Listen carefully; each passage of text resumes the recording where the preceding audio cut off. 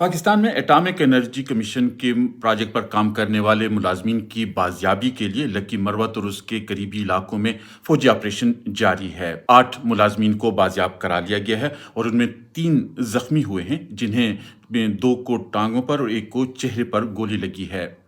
Civil ہسپتال لکی مروت میں ڈاکٹروں نے بتایا ہے کہ ان کی حالت خطرے سے باہر ہے۔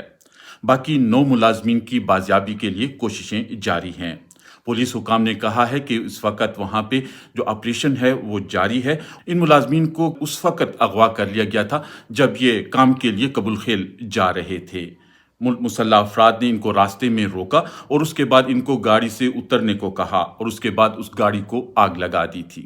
ان ملازمین کو وہ کہاں لے گئے یہ اب تک کچھ معلوم نہیں ہے، لیکن ان کی سوشل میڈیا پر ویڈیوز جاری کی گئی ہیں جن میں ان ملازمین نے کہا ہے کہ وہ اس وقت طالبان کی تحویل میں ہیں اور محفوظ ہیں، اور انہوں نے حکومت سے اپیل کی ہے کہ اگر طالبان نے انہیں کوئی مطالبات کہے ہیں تو وہ تسلیم کر لیے جائیں اور ان کی بازیابی کے لیے کوششیں کی جائیں۔ لکی مروت میں حالات ایک عرصے سے کشیدہ ہیں، جہاں پر آئے روز ٹارگٹ کلنگ کے واقعات پیش آ رہے ہیں۔